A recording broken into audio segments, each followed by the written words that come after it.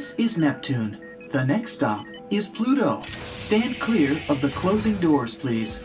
One day, with top-notch future technologies, one stop from Neptune to Pluto won't seem much further than Times Square from Bryant Park today. There are huge ice mountains on Pluto, valleys that go further than your eyes can see, 160-mile large craters, almost as big as the largest one on Earth, and no life. The reasons are obvious. The long distance between Pluto and the Sun guarantees freezing temperatures on that dwarf planet. It also ensures a trip of a few billion miles. Plus, it's smaller than the Moon, so it would get crowded very soon if people started dwelling there. Still, there's one reason which makes life there not that far-fetched. The Sun has a lifespan and cycles within it. Our solar system used to be nothing but a cloud of gas and dust. As a result of a gravitational collapse at the center of this cloud, the gas and dust started gathering in specific, denser places. These pulled more and more matter as time went on, and something called conservation momentum made the mass start rotating and heating up because of immense pressure. Later, there appeared a disk similar to what Saturn has, but it was made of entirely different substances. And right in the center, there was the ball that eventually became the Sun. A protostar is a young star that's still gathering its mass, and that's exactly what the Sun was before the temperatures and pressures inside of it lighted up its core. Millions of years later, it became the Sun we see every day. But it won't stay this way forever. It will heat up even more and eventually get bigger and denser, turning into a red giant. It may one day get big enough to swallow up Venus and Mercury. Chances are, it might swallow even planet Earth. Even if it doesn't devour our planet, the Sun might get close enough to touch us. Well, if this happened, life on Earth wouldn't be possible. But then, in just a few minutes, the Sun loses about 40% of its mass and shrinks about 10 times what it used to be. It's not as bright, and indeed, not as hot as it used to be. By this moment, Earth will have already been deserted. People might want to start traveling around space, or settle down on another planet where life is sustainable, like the exoplanet Kepler-62f, which, by the way, is even bigger than Earth. While all of this was happening, Pluto was changing. Before, every resource was frozen inside of the dwarf planet. Water, gases like methane, carbon monoxide, you name it. But as the Sun was reaching its peak luminosity, Pluto was slowly warming up and losing a lot of what it had to the vastness of space. At the same time, an atmosphere formed up. If the atmosphere gets thick enough, it would create favorable life conditions. Then, instead of spaceships, a tiny percentage of us would be able to set up colonies on the dwarf planet. The temperature is comfortable there, almost t-shirt weather. It even resembles Earth a tiny bit. Canyons filled with water, beautiful endless fields with trees, and lots of space to run around, and mineral water pockets on the ground, good enough to drink. Pluto's rotations are different than Earth's.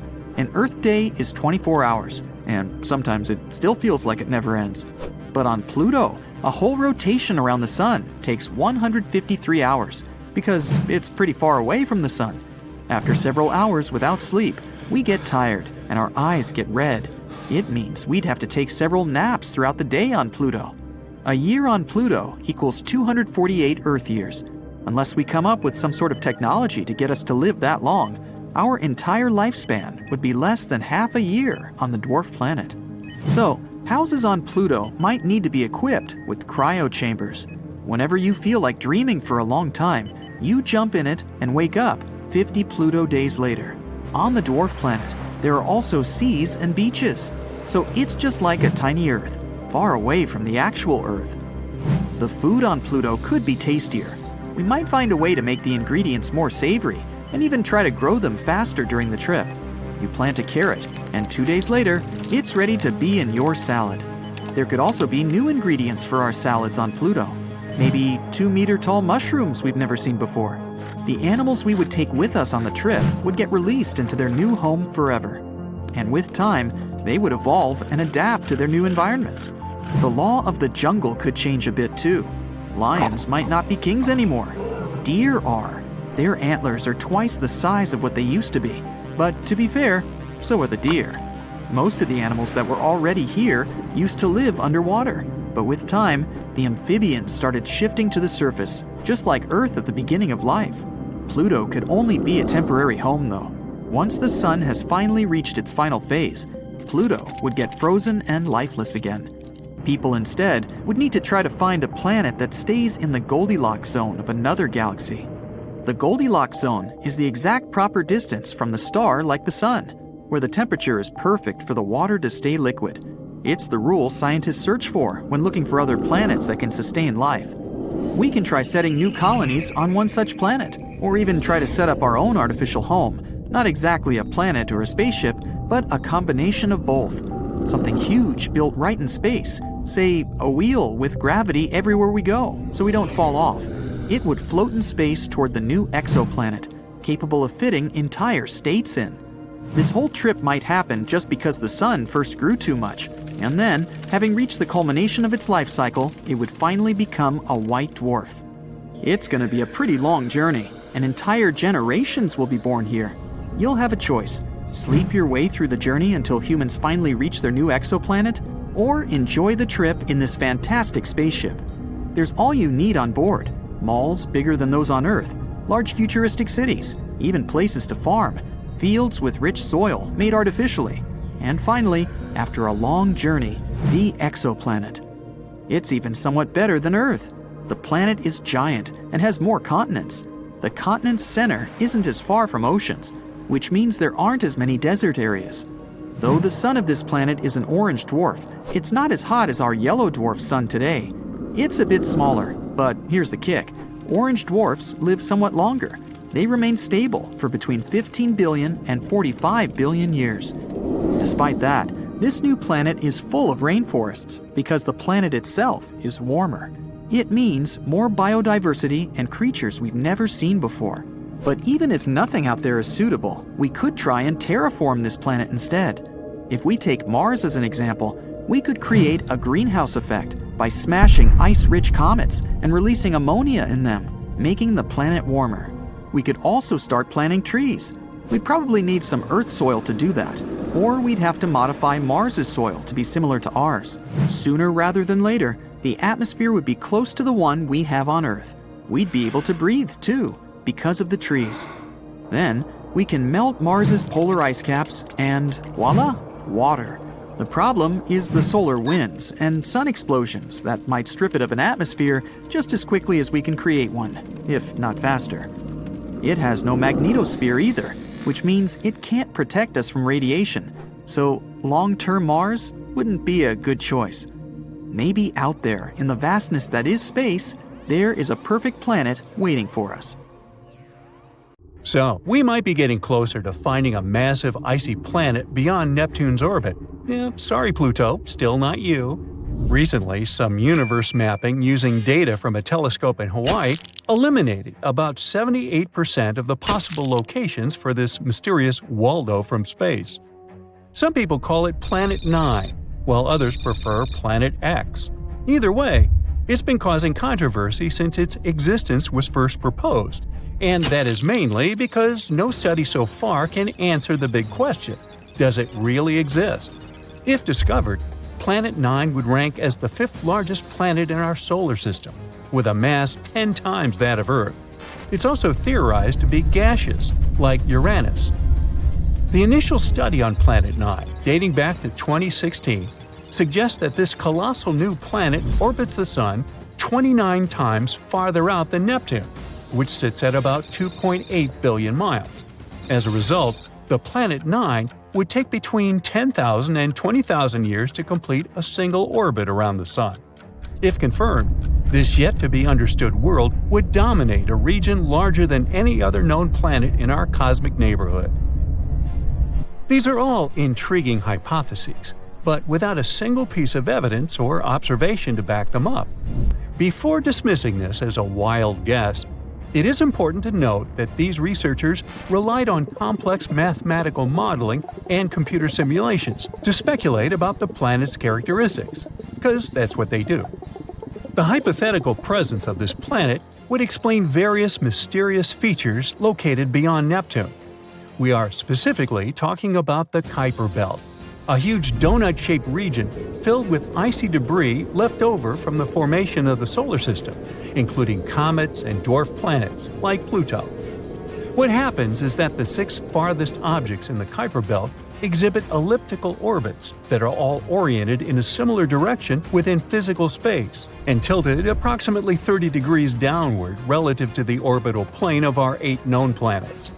What's strange here is that, despite their distinct orbital velocities around the solar system, they maintain this alignment. The likelihood of such alignment occurring randomly is extremely low, around 0.007%.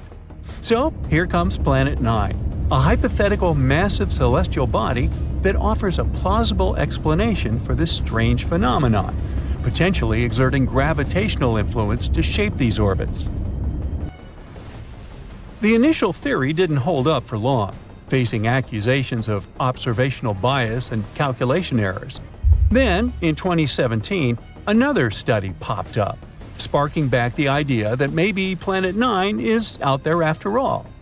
This time, Spanish astronomers tried a novel approach, focusing on observing extreme trans-Neptunian objects.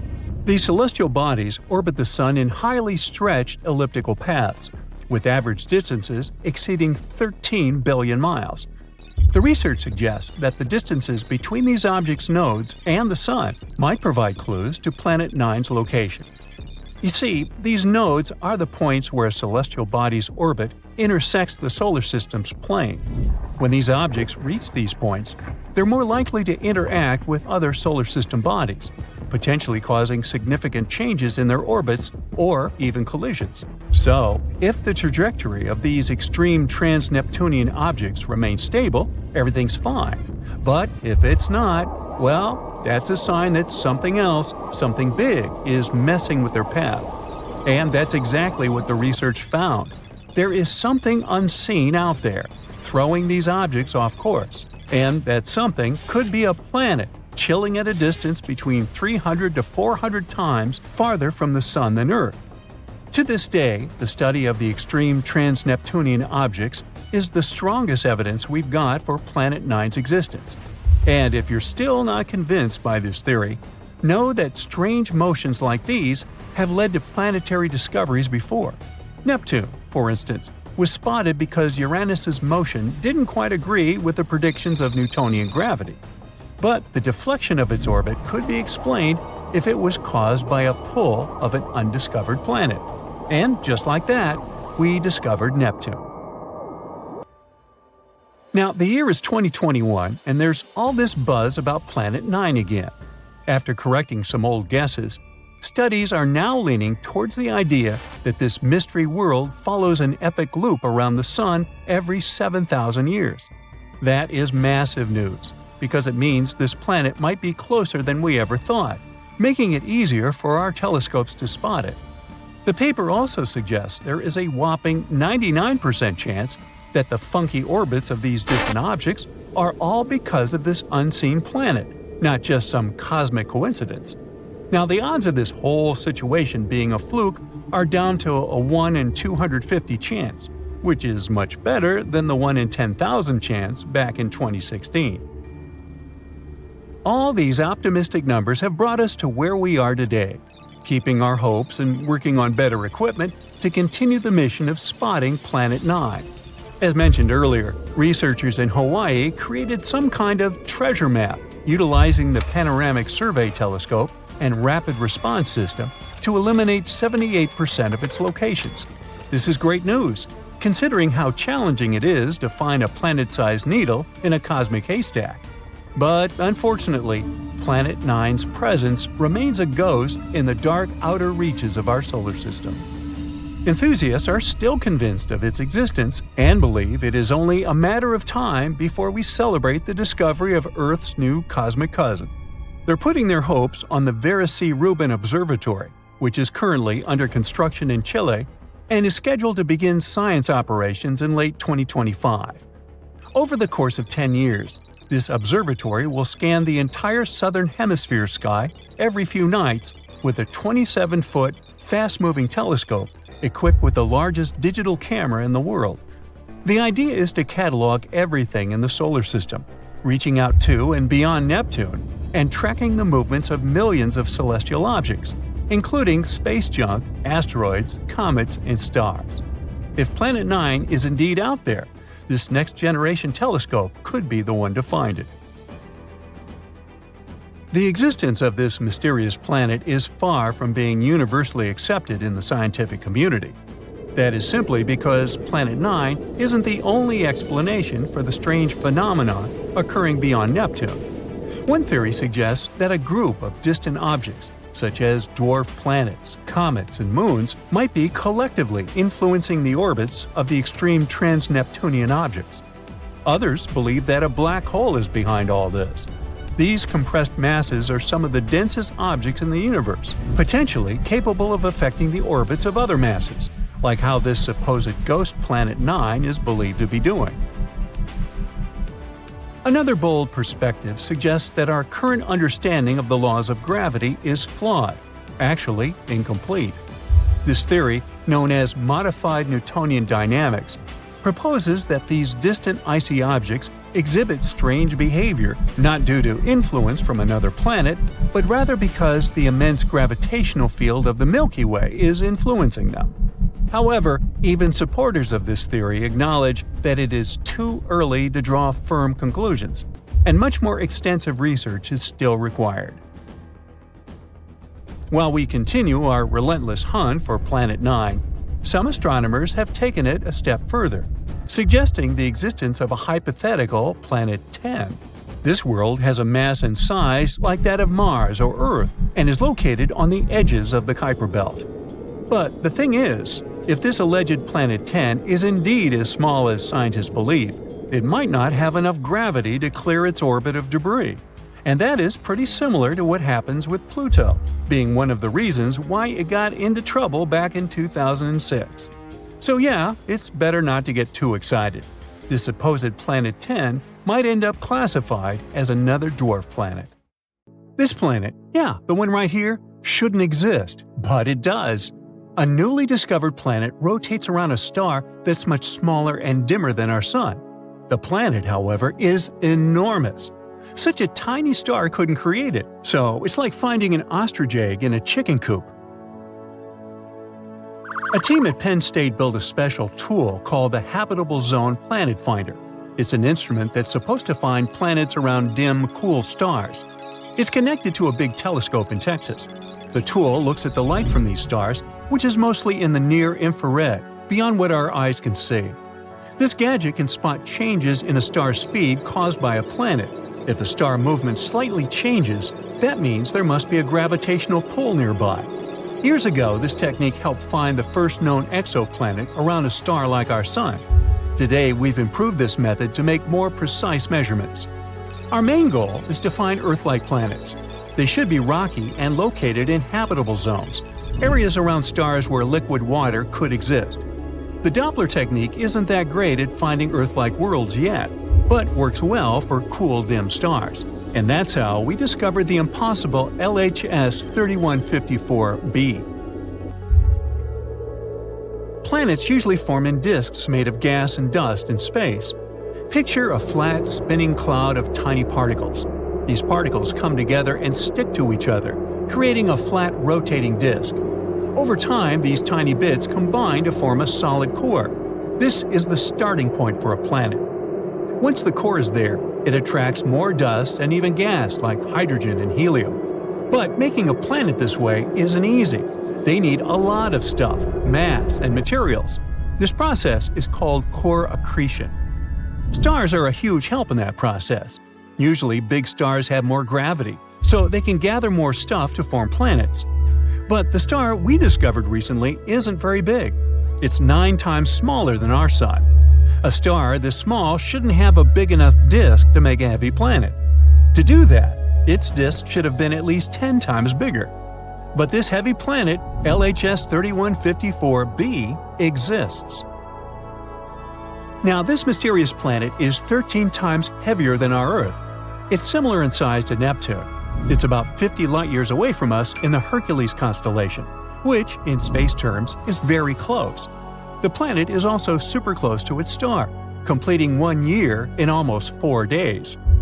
This discovery is making scientists rethink their ideas about how planets and stars come into existence. There are new theories coming around. For example, a theory called gravitational instability. It says that, instead of the pieces coming together bit by bit, the material in the disk collapses all at once, directly creating a planet. But even with this theory, it's hard to explain how such a heavy planet could form without a really massive disk. It'll take us some time to figure out the truth. This isn't the first planet that makes us doubt our theories. Recently, scientists found another planet called Hala. This planet is orbiting a star called Baekdu, and just like the previous one, it shouldn't really exist. It's way too close to its star. Stars change a lot during their lives. Normally, when a star becomes big and prepares to leave this world, it's called the red giant stage. A star like that tends to destroy or push away any nearby planets, creating a huge mess. Hala rotates around a red giant, and it should have been swallowed or destroyed by the expanding star a long time ago. But it's still hanging there. Even though Baekdu has already started burning helium and shrunk to a smaller size than expected, Hala isn't bothered in the slightest. Scientists call Hala the Forbidden Planet. This discovery challenges what we thought about how planets survive near aging stars. It raises two theories. One suggests that Baekdu was once two stars, a white dwarf and a red giant. Hala orbited them both, and they merged before the red giant fully expanded. This allowed Hala to survive because the extra helium from the white dwarf prevented the red giant from growing too much. The second theory says that Hala formed from the debris created when the two stars merged. In this scenario, Hala would be a very young planet orbiting an elderly star. Astronomers plan to continue studying Hala and look for more planets like that. Another oddball, besides me, is called LTT 9779b. This one scares us too because it's too shiny. The planet reflects 80% of the light from its star. Regular mirrors reflect from 85 to almost 100% of light, which means that this mysterious planet should look like a rough mirror, with aluminum or silver-like reflections. This is another Neptune-sized planet. It's located 268 light-years from us and was discovered by NASA's TESS spacecraft. It completes a full rotation around its star in just 19 hours. It's so close to its star that it's scorching hot, reaching temperatures over 3,600 degrees Fahrenheit. Normally, planets this close lose their atmosphere and turn into bare rocks. But this one breaks the rules again. Now this time, we know the secret of its survival. It's because of the planet's shiny metallic clouds, which are made of glass and titanium salt. These clouds rain titanium onto its hot surface. They also reflect a lot of the light, preventing the planet from getting too hot and losing its atmosphere. It's like having a mirror shield. This planet's size also surprised scientists. It's way bigger than Earth. Other planets this close to their stars are either much bigger gas giants or small rocky planets. This planet is a smaller gas giant, and scientists didn't expect it to exist so close to its star. This is the shiniest planet ever found, even shinier than Venus. But despite its cool appearance, it's probably not a friendly place for life because of its extreme temperatures and strange metallic rain. And our final rule breaker is a planet called WASP 107b. Scientists discovered it using the James Webb Space Telescope. It's located around 208 light-years from us in the Virgo constellation. It's also fast and completes an orbit around its star in just 6 days. This is a super Neptune exoplanet. It's similar to Jupiter in some ways, including the same size and scorching hot temperatures. But the main difference is that it's much lighter, weaker, and less dense. This is the least dense planet we've discovered so far. After researching some more, we also found that it has a tail. The helium on the planet extends beyond the transit egress. The planet is slowly losing its atmosphere due to extreme ultraviolet radiation from the star. This creates a comet-like tail. So, it looks like a fluffy comet. But that was just the beginning. The planet's low density, or fluffiness, allowed astronomers to study its atmosphere in detail. They found some surprising things, like water vapor and clouds made of fine silicate particles, which are like really fine-grained sand. The planet's host star doesn't emit a lot of high-energy light. But since WASP 107b is so loose, the light can penetrate deep into its atmosphere. This creates sulfur dioxide that smell when you light a match. In other words, it's a fluffy planet that rains sand and smells like matches. The researchers think the sand clouds in the atmosphere form in a similar way to clouds on Earth. They just have droplets of sand instead of water. These sand droplets condense, fall, turn into silicate vapor in hot layers within the planet, and then rise again to form clouds once more. And, once again, this planet couldn't have formed in its current spot. Astronomers say that it likely moved closer to its star from a birth orbit because it was attracted by some heavier neighbor. It also follows a retrograde orbit, meaning it orbits in the opposite direction to its star's rotation. All these discoveries are changing how we understand planets and their atmospheres, giving us new insights into the mysteries of our own solar system.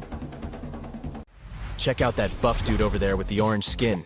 He's been chilling on Mars for a hot minute, which is why he looks like he used the wrong shade of self-tan. You see, all those carotenoids in carrots, sweet potatoes, bell peppers, tomatoes, and pumpkins are protecting him from those UV rays. The more he eats, the more orange he gets. And as for his sturdiness, it's all about that Martian gravity. The gravity here makes us perceive our weight differently, and if you want to be a boss on Mars, you gotta eat heavily. Like, if a person weighs 150 pounds on Earth, it feels like no more than 55 pounds on Mars. So, overeating can help shorten that gravity-to-weight gap. Mercury is a whole different thing. It's hotter than Georgia asphalt during the day, but colder than Elsa's castle at night. You gotta be made of metal with a high melting point to be able to survive here. But for us regular humans, we'd be toast. Literally. Even though Mercury's the closest planet to the Sun, Venus is still the hottest one.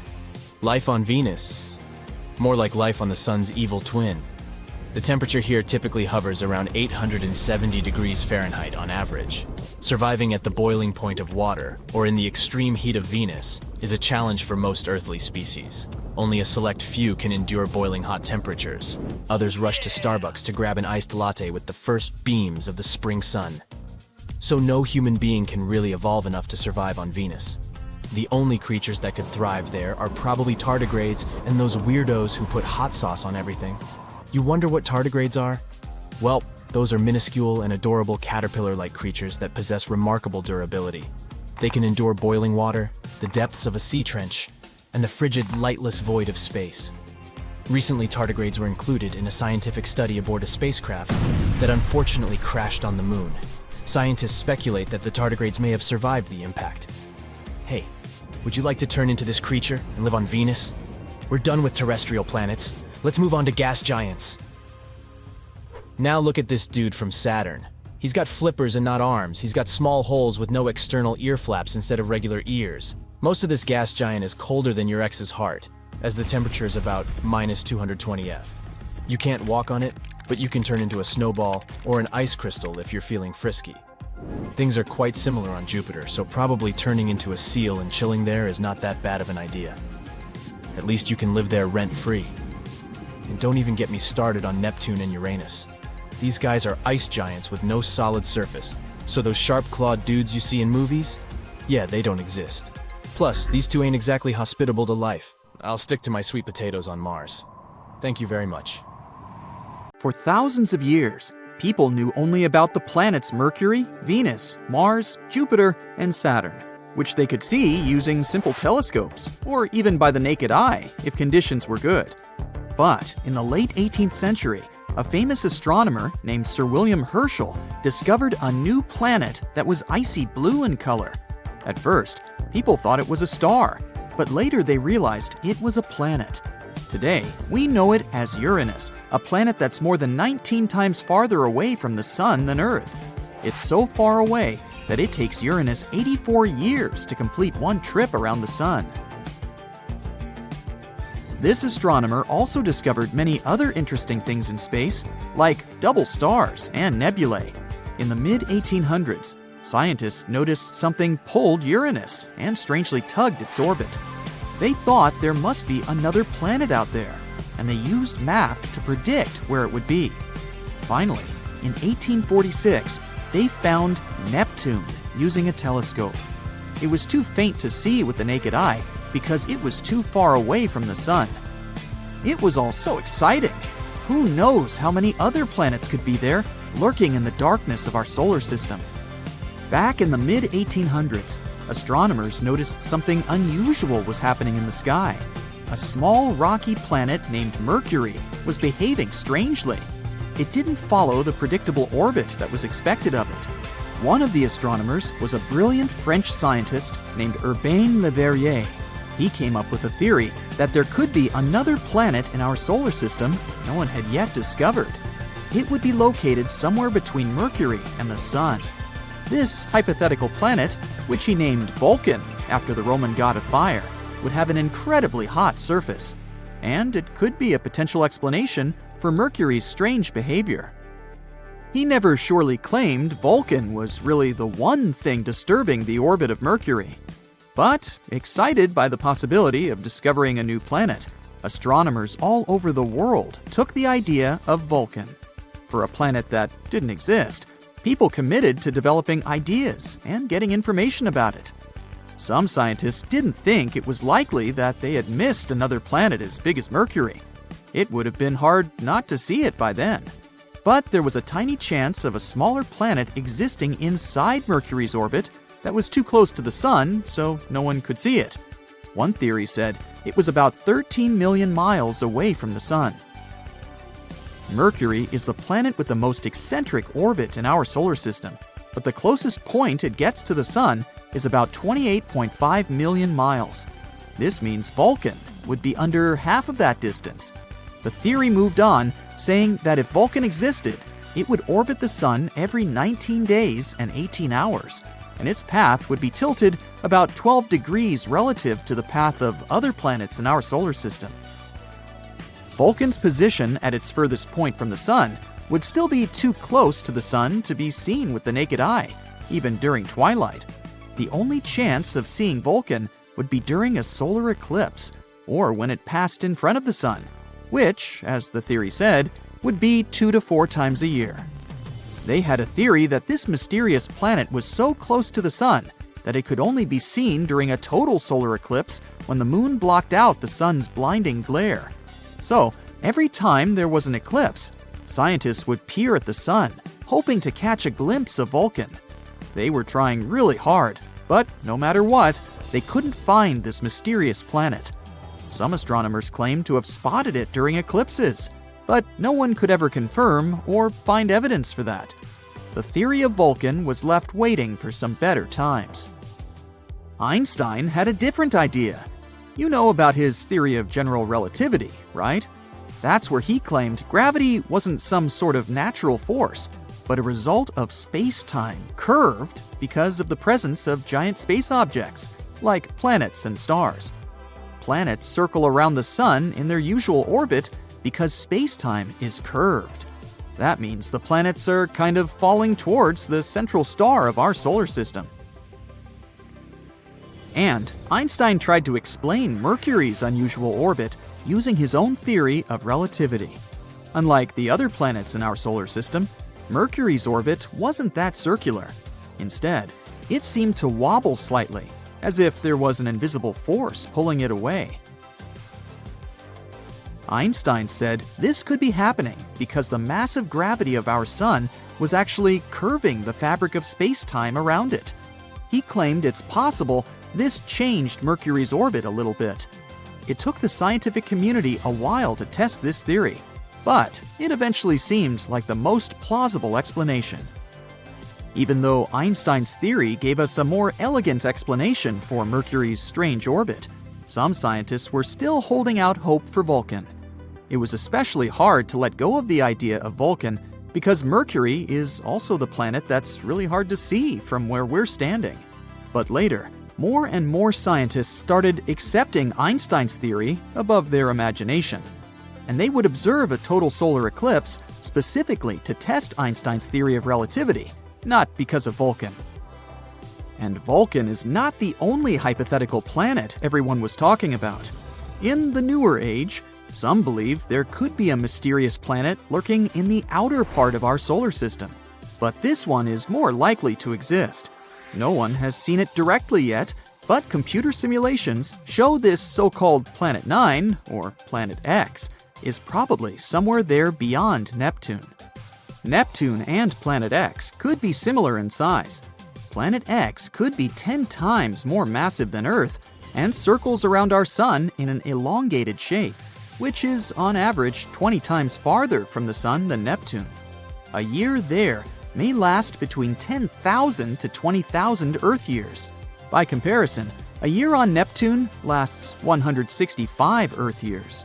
Something this big moving out there beyond Neptune could explain the unusual orbits of smaller objects in the Kuiper Belt. The Kuiper Belt is the area of our solar system beyond Neptune and where it orbits. And there are most likely many asteroids, comets, and some other smaller bodies there, mostly made of ice. There was another hypothetical planet called Nibiru. Remember those rumors that the world could end back in 2012?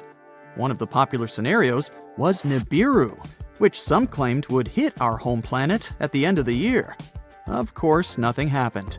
We're still here, all set and good, but the idea of Nibiru seemed interesting. Stories started in the 1970s when a man named Zecharia Sitchin mentioned Nibiru in his book, The 12th Planet, claiming it orbits the Sun every 3,600 years. But there's no chance a planet with such an eccentric orbit wouldn't disrupt other planets in our solar system with its gravity. And if it was really coming that close to Earth in 2012, we were supposed to be able to see it with the naked eye.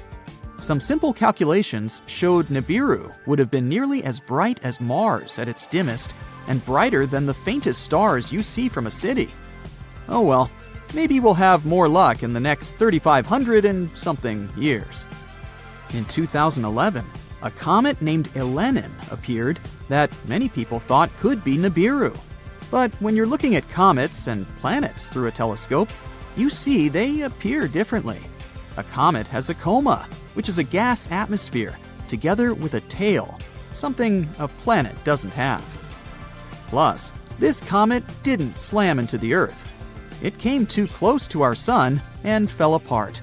The leftover pieces will continue moving on their way to the outer solar system for the next 12,000 years. Consider the rogue planet, the cosmic wanderer that nobody wants to take home. Basically, a rogue planet is a planet that has been ejected from its own star system and is now floating aimlessly through space like a cosmic loner. These planets aren't just a theory. Scientists have actually detected some in our galaxy. In fact, estimates suggest that there may be lots of these cosmic nomads floating around the Milky Way. And they aren't just small rocky worlds like Earth. Some of them are actually massive gas giants, many times larger than Jupiter.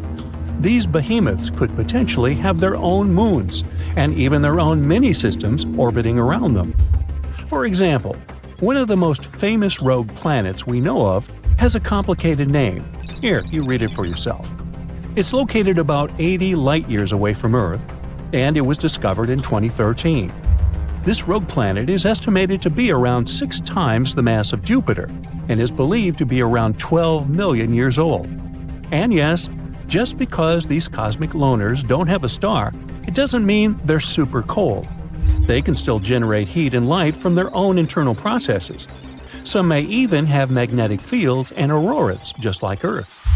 In other words, rogue planets could potentially be habitable if they have the right conditions. So, what would life on such a planet look like? And could we potentially live in such a world? Well, living on a rogue planet can be a lonely existence. They have no warm sun to bask in, no cozy atmosphere to cuddle up in, and no cosmic neighbors to have barbecue with. That's why we'd have to get creative. Let's start with the most obvious problem. We'd have a hard time without light and heat. So, how do we fix this? Well, we'd probably have to invest in some really fancy space heaters and wear fashionable super warm spacesuits. Or we could invent a whole new way to generate electricity without relying on solar power. For example, how about using geothermal energy? Now that's hot stuff. Each planet has an internal source of heat. Without it, they would all be nothing more than cold, lifeless rocks floating through space. This internal heat can be harnessed and used to power everything, from homes to factories to spaceships. It's like having a hot tub big enough to power an entire city. And that city, most likely, will be located underground, closer to the heat source. And as for light, well, we'd probably have to build some really bright flashlights. Or maybe even learn to genetically engineer some bioluminescent organisms to light up our homes. Just imagine, space is overgrown with neon mushrooms and plants. By the way, speaking of plants, plant life would be pretty hard to come by without a star. So what would we eat? Well, we could use the same geothermal vents that we talked about, or some chemical reactions to sustain ourselves. And hey, maybe we'd develop a taste for sulfur-rich foods, or we'd start fermenting our own drinks from the bubbling volcanic mud. Yum! But besides food, we'd have a more important problem. Living on a rogue planet would be breathtaking, literally. We'd have no air. You see, not all rogue planets have good, stable atmospheres. It all depends on their size, composition, and other things. But even if our new home does have an atmosphere, it may be incredibly thin and unstable. We'd have no pretty blue skies or dramatic sunsets to admire. Instead, we'd be staring out into the infinite void of space, where the stars would be brighter than ever before. And forget about weather patterns. Without an atmosphere to create them, we'd have no rain, no snow, and no thunderstorms. And that's just some minor problems. What's worse, the temperature on the planet would be wildly fluctuating, swinging from unbearable heat to unbearable cold. It would be like living in an oven that's always being turned on and off. And finally, we'd be exposed to all kinds of space debris and cosmic radiation. So, if you don't want to get crispy, you might want to invest in some serious SPF. So, how do we fix it? Well, we'd have to find a way to generate our own oxygen and probably create something like a space-age biosphere. For example, we could grow some plants that could produce oxygen, or we'd learn to filter the air like a high-tech air purifier. Finally, we have the last most important problem, finding water. And here's where the underwater oceans come to our aid. Now we're really diving deep into the possibilities. Nyuk, nyuk. But seriously, scientists suggest that some of these planets may indeed have underwater oceans. It would be like living on a giant water balloon that's been buried underground, with the ground beneath your feet made of ice and rock. In other words, we could just tap into these underground oceans. They could provide us with a source of water for drinking, farming, and manufacturing. Maybe even with some other resources and materials we've never seen before. And by the way, who knows what kind of strange creatures might be lurking in those underground seas? But don't worry. Even if we don't have any underground oasis, there are also other options. We could get some water from comets, ice mining, and even from the atmosphere, the one we just created before. Finally, we need to find and mine some resources to build our homes and other stuff. And a rogue planet might not have the same kinds of resources as a planet that orbits a star. It's like trying to find some treasures in a desert, not exactly a sure thing. We may have to rely on resources from nearby asteroids and things like that. And if we want to extract resources from the planet itself, we might need to drill down through miles of ice and rock. But hey, if you're up for the challenge, there'll always be a chance you'll strike it rich on a rogue planet. And who knows, maybe you'll discover some new resources that are even more valuable than gold or diamonds. Great! Looks like we've solved the most important problems. Now, there may be other small difficulties. For example, we'd also have to deal with some seriously long days and nights, depending on how fast our planet was rotating. And we wouldn't have a normal, regular day-night cycle. The rotation of our planet could be wildly unpredictable. Maybe we'd have weeks-long nights, followed by weeks-long days, which could really mess with our sleep schedules. We might have to develop some really strong coffee to keep us going through those long, dark nights. But, hypothetically, we can adapt to all these things and overcome all the challenges. And now, finally, welcome to the rogue planet, where the sun never rises, but the adventures never end. Thanks to our advanced technology, we've managed to create a comfortable and habitable environment in this once barren world.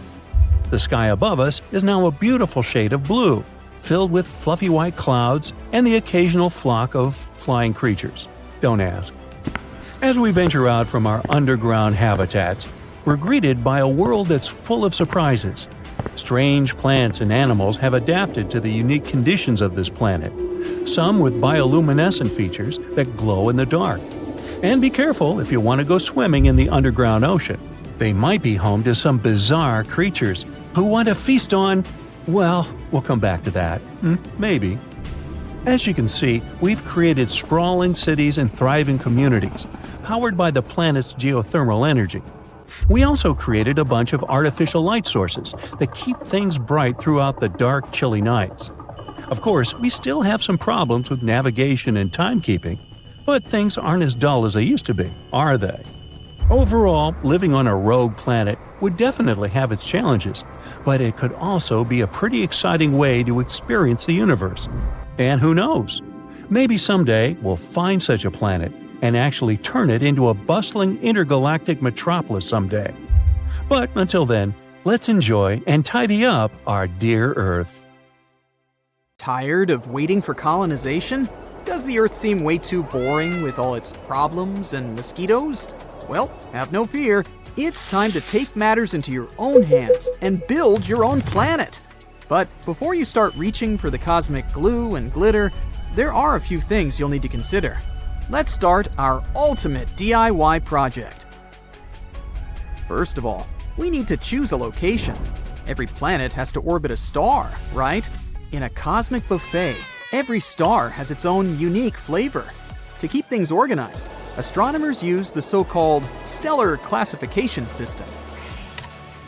The massive stars are the divas of the cosmos. They're huge, bright, and are always stealing the spotlight. But it's not all sunshine and rainbows. They have a short lifespan, burning out super fast, like a candle. They also have huge gravity, so be careful that your planet doesn't get sucked in. The dwarf stars, on the other hand, may be small, but they make up for it with their stamina. They can burn for trillions of years, which means that their planets have plenty of time to develop life. Super hot stars are blue or white ones, while the cold stars are usually red or orange. Yeah, seems like it should be the other way around, but we're not the ones making the rules. So what do we choose? Well, the planets around the blue and white stars could be scorched and fried, like a crispy chicken nugget. On the other hand, with cool red stars, our planet may turn into an ice ball. If that's your preference, then sure. But you can always pick a nice middle ground, a yellow star like our sun, for example. Not too cold, not too hot, but just right. Now that you've picked the star, let's start building the planet. The heart of the planet is its core. The core creates a magnetic field, an invisible force that protects a planet from harsh cosmic rays and charged particles. If it weren't for this field, the planet would be fried by the star's radiation, like a well-done burger. But the magnetic field isn't always a force for good. On some planets, like Jupiter, it's so strong that it creates super intense radiation belts and some crazy weather. If you were hoping to use a compass to find your way around on such a planet, forget it. The magnetic field would have the needle spinning like a breakdancer on caffeine. So, if you pick a small light core, the planet will have less protection from solar radiation, like tanning without sunscreen. On the other hand, larger cores can generate more heat, which can lead to more volcanic activity and earthquakes. The best option is a medium-sized core made mostly of iron and nickel, enough to keep the bad things away, but not too strong to turn a planet into a cosmic hot potato. Once the heart is in place, we can move on to the next step. Planets are like onions. They have layers. Most planets have three main layers: the core, the crust, and the mantle. The core is the filling, as we've already discussed. The mantle is like a hot and gooey layer of caramel between the crust and the core. And the crust is like a thin layer of icing on a planetary cake, covering its surface. But not all planets are built the same way. Because of that, we have tons of options. First up, we have the gas giants, the big boys of the universe. In our solar system, it's Jupiter and Saturn. They don't have a crust at all. They're basically huge balls of gas, like hydrogen and helium, hence the name. Next, we have the ice giants, like Uranus and Neptune. They're like younger, cooler siblings of gas giants. These planets don't really have a solid surface, but it's not pure gas either. They're made mostly of water, ammonia, and methane ice. There are also ocean worlds, and no, they aren't made of pure water.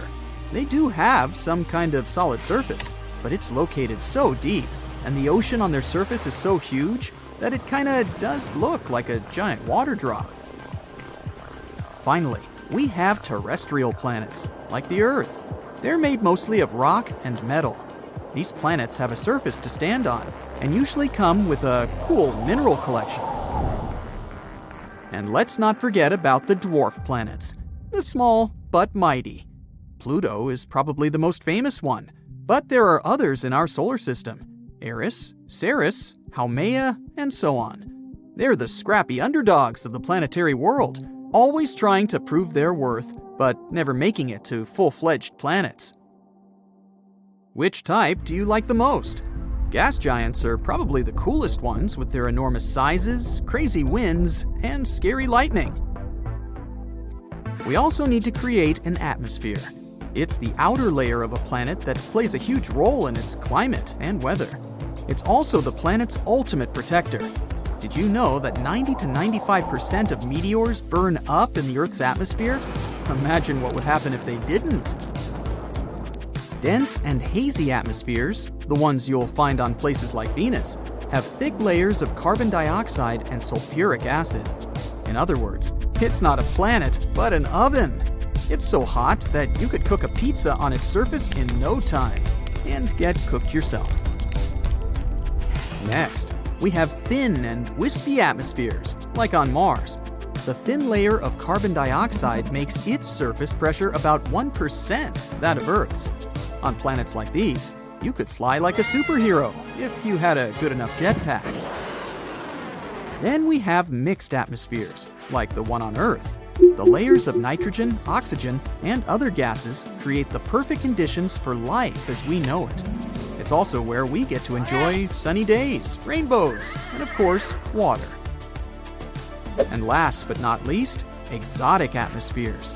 You'll find them on planets like Neptune, where the layers of hydrogen, helium, and methane create a blue-colored world that looks like a giant marble. They're super weird and unusual, so just perfect for creative planet builders. Almost done. The final question is, would you like your planet to have life on it? In that case, there are some things you should consider. For example, it should be located in the habitable zone. This is the sweet spot around a star where conditions are just right for liquid water to exist on the surface. Make sure your planet isn't too close or too far from its star. And don't forget about the temperatures. For example, you'll want a good amount of oxygen for a planet to be nice and warm, but not too much that everything spontaneously combusts. Of course, we need some water, but not too much, and a stable climate. You don't want your planet to be going through extreme swings in temperature or moisture. That's a recipe for extinction, not evolution. Oh, and the orbit should be stable, so that there are no major astronomical events that could throw things off. As you can see, this type of planet is very picky. No wonder it's so hard to find extraterrestrial life. Anyway, now that we've finished messing around in the Planet Creation Editor, how do we even build it? Well, how about terraforming? It's when we deliberately alter a planet's atmosphere, temperature, and other conditions to make it habitable for humans and other Earth-based life forms. For example, we could release greenhouse gases on Mars to warm up the planet and create a thicker atmosphere. But this method is more like polishing a monstrosity that was given to you by a character randomizer. What about building from scratch? That's something straight out of sci-fi. But maybe in the future, we could do that, using large-scale 3D printing or nanotechnology. We could create the basic structure and then add all the necessary conditions for life to exist. Of course, all this is still purely theoretical. But while creating a planet artificially is still a long way off, there are many creative ideas and concepts being explored by scientists and sci-fi writers. Who knows what the future might hold for the possibility of creating new worlds?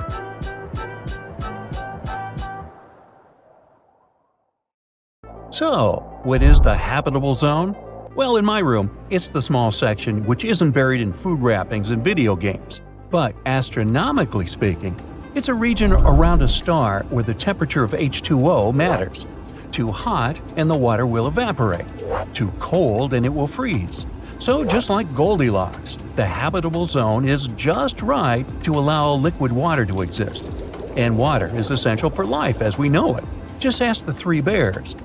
The size of this zone depends on the temperature of the star, but the habitable zone isn't necessarily a guaranteed oasis of life. Other factors, such as a planet's atmosphere and magnetic field, also play a crucial role in this. Scientists have discovered more than 5,000 planets outside our solar system, and only 63 of them are potentially habitable for life forms like on Earth. Kind of a cosmic lottery. The good news is, this rule also works for the moons. If moons of planets are within the habitable zone, they may also have conditions suitable for life. That would be a jackpot in our lottery, 2 oases for the price of 1. In our solar system, this zone is within a range of 80 to 111 million miles. Of all the planets, only we were lucky enough to have life. But what if we could make all the planets in our solar system habitable? Well, let's start with Mercury. First off, we'd need to give Mercury a bit of a makeover by thickening its atmosphere and providing it with a magnetic field. So let's shower it with some asteroids that contain water. It's terraforming time, baby! Mercury is the closest planet to the Sun, which means it gets plenty of sunshine. So, not that it needs any help in that department. Actually, Mercury needs to chill out a bit. Right now, it's 800 degrees Fahrenheit. That's too hot, said Papa Bear. That's why we should move it to a more habitable orbit, about twice as far away from the Sun as it is now. Now, thanks to terraforming and pleasant temperatures, we'd finally get some water. And if we want to get really cozy, we could always build habitats underground or on the surface, but then we'd have to shield them from the heat and radiation. Anyway, with a little creativity, we could make it work. I mean, people live in Arizona, right? Yeah, but then we'd need a lot of golf courses. Let's move on to Venus. Ah, the famous planet of love, where the temperatures are hot enough to melt lead and the atmospheric pressure can crush you in seconds. Isn't it romantic? Venus is referred to as Earth's sister planet, but as it often happens with siblings, we have almost nothing in common. Well, let's try to solve this problem. If we add some hydrogen on Venus, it could react with the carbon dioxide in the atmosphere to form water and graphite. Water would help us to create some oxygen, but for this plan to work, we'd need to get hydrogen from space like it's a Black Friday sale. After that, we can build our new homes. We'll just have to make sure the buildings are strong enough to withstand the winds and acid rain. Piece of cake, right? Luckily, with the next planet, things are much easier. Mars is often considered the most promising candidate for extraterrestrial life in our solar system. It's a rocky planet with a thin atmosphere, but it has signs of water on its surface. And not only water, but even microbial life. So, the Martians must think of us as extraterrestrials. Anyway, if we're going to terraform Mars, adding oceans is a must.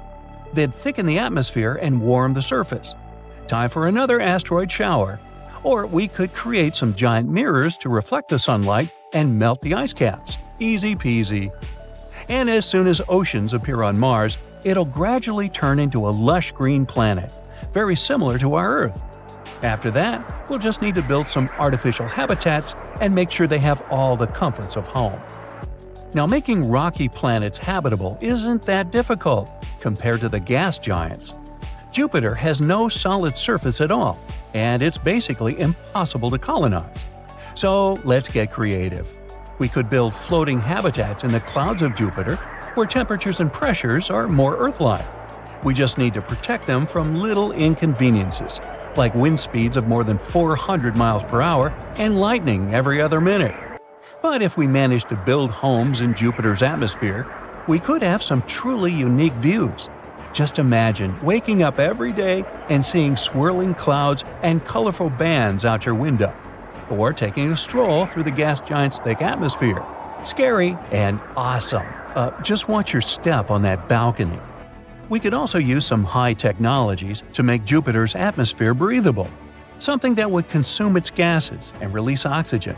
Now, this is pure sci-fi, but wouldn't that be cool? Let's move on to Saturn. It's also a gas giant which has no solid surface for life to exist. But don't lose hope. Just like with Jupiter, we could create some floating habitats in the upper atmosphere of Saturn. Try living on a luxurious cloud, although the rent would be sky high.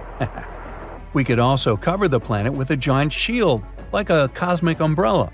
In space, it's raining cosmic rays instead of water.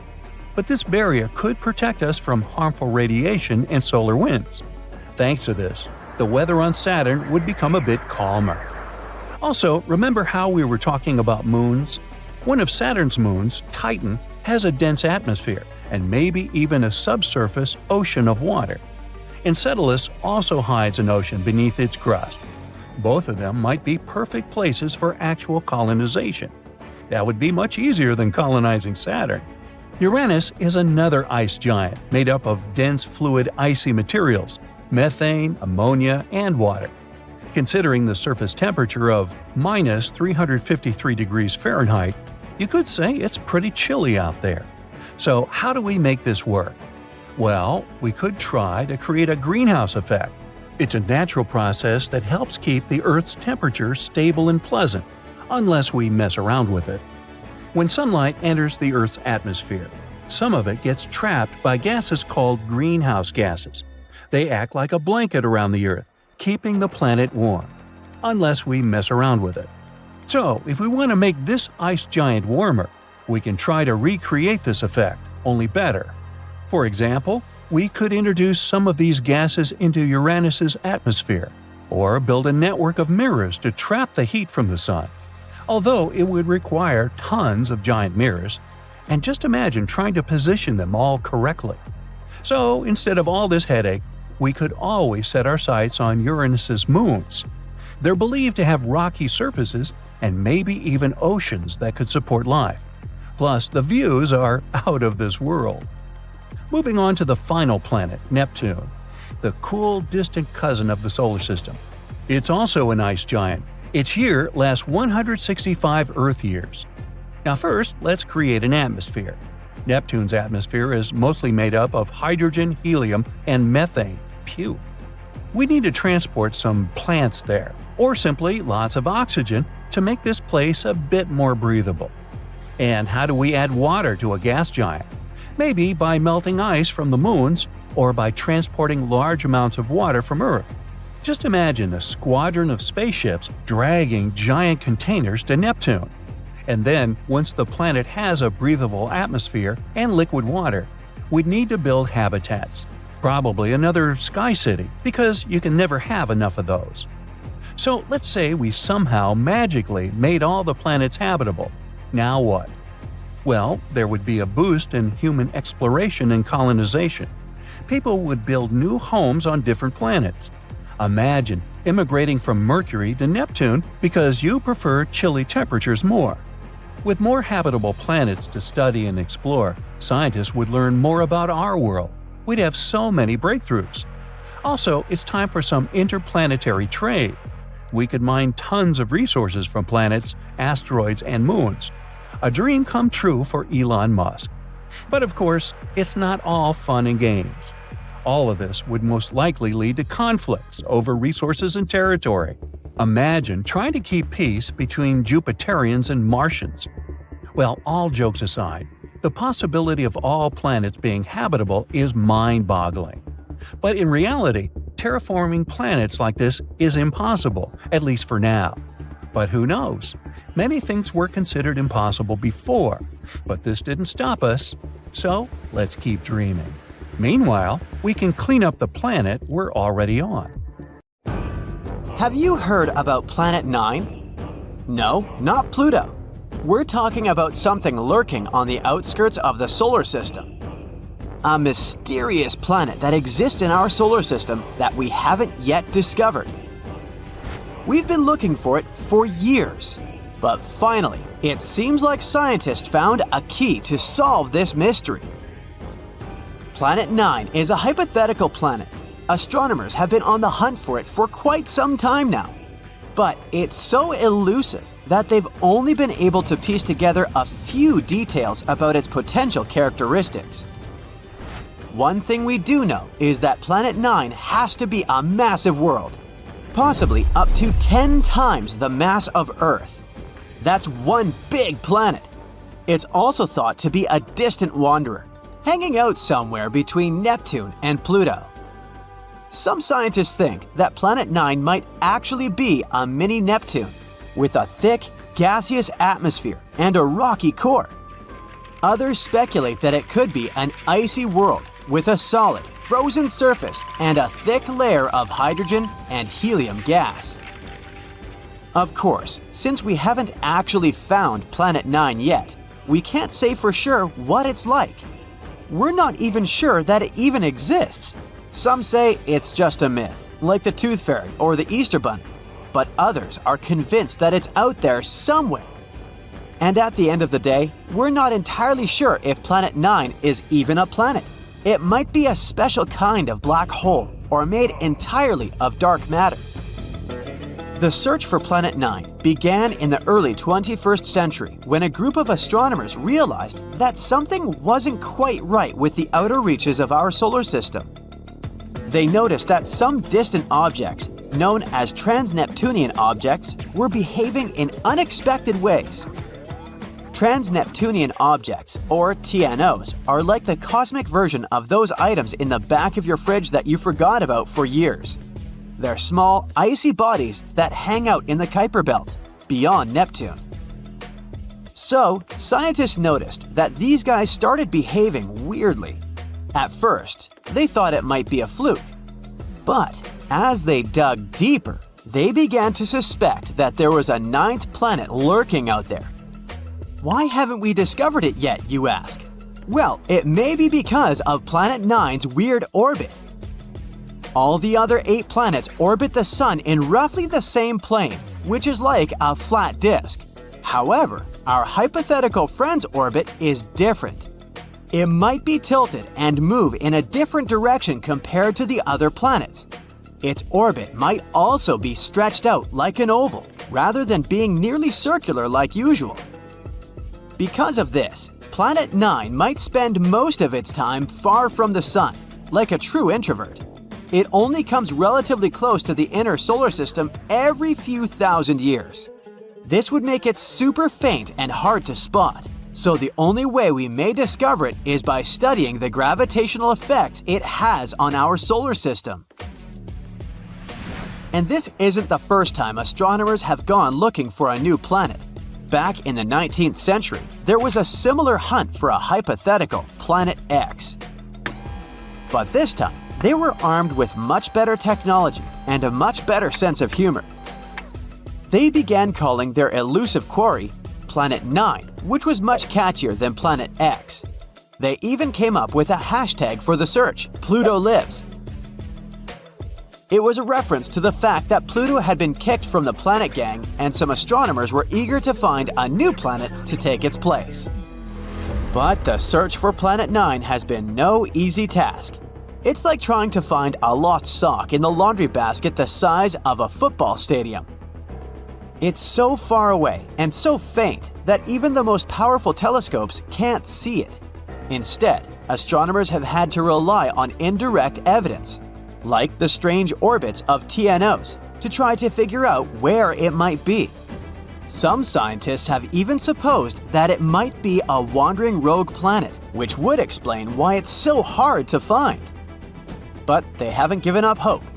Till this day, they're scouring the skies using all sorts of high-tech telescopes and fancy algorithms to try and spot this elusive planet.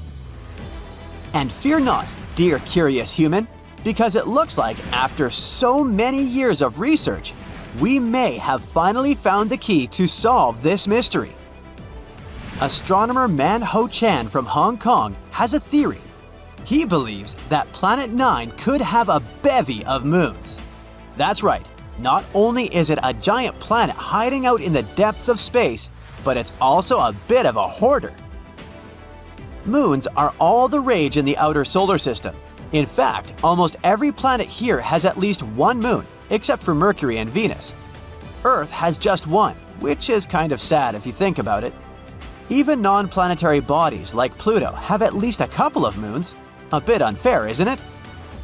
Anyway, taking this into account, let's go moon picking with Planet 9. The region between the rock-filled Kuiper Belt and the rock-filled Oort cloud, where this planet is predicted to be, should be ripe for the picking. Chan made some calculations and determined that it would be stranger if the elusive planet didn't have any satellites. According to his calculations, an object the mass of Planet 9 should capture at least 20 TNOs as large as almost 90 miles across. It's like our mysterious planet is playing cosmic Pokemon with these guys. So, what if Planet 9 has moons? Would that make any difference? Kinda, yes. They could give us some indirect clues to finally locate this mysterious planet. Now, you might be thinking, how in the cosmos can we possibly spot these teeny tiny moons? It's not like they're going to wave a giant flag or blast some Beyoncé tunes to get our attention. Well, apparently the key lies in something called tidal heating. Tidal heating might sound like a new workout trend, but it's a real scientific phenomenon. It happens when two celestial bodies are close together. You see, tides aren't just about the rise and fall of the ocean, they're also the result of gravity pulling unevenly on a planet or moon. When a planet and a moon are close enough to each other, their gravity pulls on each other, creating a bit of a football shape. And as these celestial bodies move around each other, they shift shape and generate friction inside, which produces heat. Wow, who knew that Planet 9 could have a workout routine? Perhaps we should start calling it Gym Planet instead. Anyway, if Planet 9 has any moons, the gravitational pull from these moons would cause it to change shape constantly, generating heat in the process. And we might be able to detect this mysterious planet through the heat produced by those moons, even though it gives off no other signals. Now, before you get too excited, finding them won't be a walk in the park. They're incredibly small and would be very far away from us. But hey, nothing worth discovering ever came easy, right?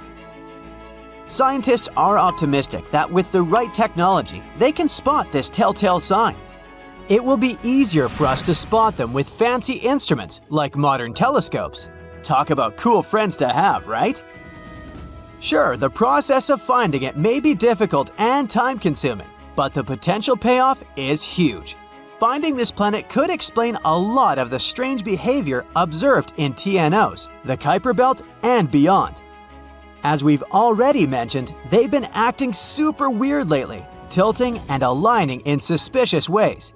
If this planet doesn't actually exist, we have yet to explain what is the reason for this strange behavior.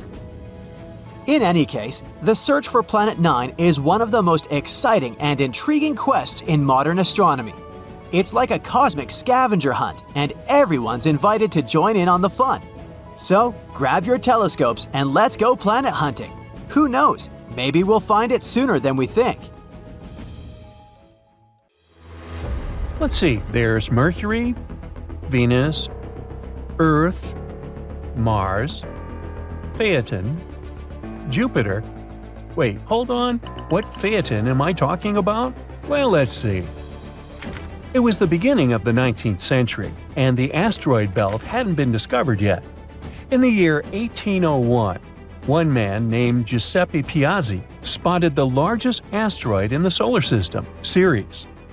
At that time, people believed that there was a planet orbiting between Mars and Jupiter, and Ceres seemed to fit the bill. But the next year, another astronomer, Heinrich Olbers, found one more space body following a similar orbit. It was an asteroid which was later called Pallas. This discovery helped Olbers to figure out that these two space objects could be fragments of a planet. The discovery of two more asteroids, Vesta and Juno, seemed to confirm this theory. It was believed that the planet, which was named Phaeton in the 20th century, appeared in the early days of the solar system and was later destroyed, and its debris formed the asteroid belt. Olbers' idea was called the disruption theory. To astronomers at that time, it seemed obvious that the planet once collided with a large space object, which led to its demise. The most likely candidate was Nemesis, a hypothetical red or brown dwarf orbiting our Sun. Another theory claimed that Phaeton could have gone through an internal cataclysm, which could have broken the planet into pieces. There was one more idea. Phaeton could have come too close to Jupiter and got torn apart by the gas giant's immense gravity. These days, though, astronomers don't believe in the disruption theory anymore. A new idea has replaced it. It's known as the accretion theory. It claims that the asteroid belt is all that is left of the protoplanetary disk. Supposedly, this disk had been originally orbiting the Sun, even before the planets formed. Unfortunately, because of Jupiter's gravitational forces, it never managed to coalesce into a planet. But what is this asteroid belt we keep talking about? This region is located between the orbits of Jupiter and Mars. Tons of asteroids and even minor planets are found there. Some of them can sometimes migrate or even get thrown out of the asteroid belt to the outer solar system. The four largest asteroids in that area are Ceres, Vesta, Pallas, and Hygeia. They make up half the mass of the entire belt. As for the rest of the mass, countless smaller bodies make up for it. In loads of sci-fi movies about space, the main character gets into an asteroid belt and has to try hard to get away from countless rocks threatening to smash their spacecraft. Well, it has nothing to do with the real thing. Even though there are thousands of asteroids in this region, they're so widely spaced that the chance of collision is next to nothing. Hey, but it's a movie, right? Anyway, when the asteroid belt was forming, some objects started to come together and form what we know as protoplanets. But the gravitational pull that was caused by the formation of Jupiter made such collisions too rough, and instead of forming large space bodies like planets, asteroids shuddered. Astronomers think that as a result of such collisions, more than 99.99% of the original mass of the asteroid belt was lost in the first 100 million years of the history of the solar system. Only the largest asteroids have enough gravity to get a spherical shape. Small ones are just often piles of rubble, loosely held together by gravity. And the tiniest objects in the asteroid belt resemble dust, so small they are. And all these objects, giant and tiny, orbit the Sun. There are several types of asteroids, depending on their composition and albedo, which is the proportion of light or radiation reflected by a surface. The main types are carbon asteroids, which have a very dark surface, silicon ones, you can also call them stone asteroids, and metal ones. The first two types account for around 75% and 17% of asteroids that we know about. For the first time, the asteroid belt was crossed by a spacecraft in 1972. It was the Pioneer 10 space probe. The spaceship managed to refute the theory that the belt was filled with dust that could easily damage all gadgets on board. It didn't happen. And since that time, 8 more probes have traveled through the asteroid belt. And now, I'm going to tell you some cool facts about the solar system itself. Try to count how many of these facts you've known before and write your answer down in the comments below. The solar system is a staggering 4.5 billion years old. Scientists came to this conclusion after studying meteorites, the oldest material they managed to find. But our solar system isn't the only one in the Milky Way galaxy. The galaxy we live in houses about 100 billion star systems. And if it's just our galaxy alone, what can we say about the whole universe? Now, our Sun is also insanely massive. Here's the proof. 99.86% of all the mass of the solar system is the mass of the Sun, in particular hydrogen and helium that it's made of. The remaining 0.14% is mostly the mass of the solar system's 8 planets. Oh, by the way, contrary to popular misconception, outer space isn't a perfect vacuum. It contains not only stars and planets, but also clouds of interstellar dust, space plasma, and cosmic rays. Those are atom fragments dashing from the outskirts of the solar system. Now, one phenomenon astronauts should worry about while exploring space is cold welding. If two pieces of the same kind of metal touch in space, they bond and get permanently stuck together, kind of like galaxy glue. It doesn't happen on Earth since water and air keep pieces separate. You can see solar eclipses even though the Moon is 400 times smaller than the Sun. It's also 400 times closer to Earth, so it's perfectly capable of obscuring the star. But in 600 million years, the Moon won't be able to block the Sun completely because of the satellite's changing orbit. Behind the orbit of Neptune, there is the mysterious Kuiper Belt, filled with massy icy objects. The most curious thing about this space formation, though, is that the scientists fail to explain the pattern of its movement. The only explanation they have is that Neptune might be hiding a ginormous planet. This hypothetical planet has already got the name Planet 9, and all we have to do is wait until its existence is confirmed, or not. The ocean on Jupiter is larger than any body of water on other planets of the solar system. But it's not the ocean you think about. The one on Jupiter isn't made of water. This mesmerizing thing consists of metallic hydrogen, and its depth is around 25,000 miles, which is actually almost the same as the circumference of Earth. Now, people got to know about beautiful Saturn's rings in the 1600s, but now we know that Saturn isn't the only ringed planet. All the giant gas planets, Uranus, Neptune, and Jupiter, have rings of their own, but they're thin and almost impossible to see. As for Mars, Venus, and Earth, they're made of rocky material and have no rings. At the same time, Saturn's moon Rhea might have a ring system consisting of 3 narrow bands. If astronomers manage to confirm it, it'll be the first time for people to discover rings around a moon. Oh, and Mars might get a set of rings of its own in the next 70 million years. The red planet's largest moon, called Phobos, is orbiting closer and closer to the planet. One day it's likely to get broken apart by the gravitational pull of the red planet and turn into a ring that can last for millions of years.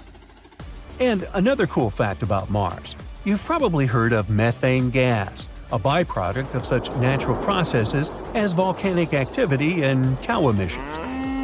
Anyways, this gas is not only a part of the Martian atmosphere, but also the thing that confuses astronomers to no end. The thing is that the volume of methane on Mars keeps wavering, and scientists just can't figure out where it might be coming from. Can there be life on Mars? Can there be cows on Mars? Uranus is an enigmatic giant that has puzzled astronomers for centuries. But what sets this gas giant apart from the others is its strange tilt. While most planets spin on an axis that is perpendicular to their orbit, Uranus takes a wild spin in a different direction. But why does it look like this? How did the planet turn out to be lying on its side? And what would we see if we visited the surface of such a planet? Let's find out. Uranus, the 7th planet from the Sun, is a cosmic oddball and source of many jokes. It's one of the gas giants in our solar system, along with Jupiter, Saturn, and Neptune. It's also the 3rd largest planet in our solar system, with a diameter of about 31,000 miles. And one of its many oddities is a weird rotation on its side. Not all planets in our solar system are aligned in a straight line. While most planets in our solar system have an axial tilt of less than 30 degrees, Uranus is tilted at an angle of almost 98 degrees.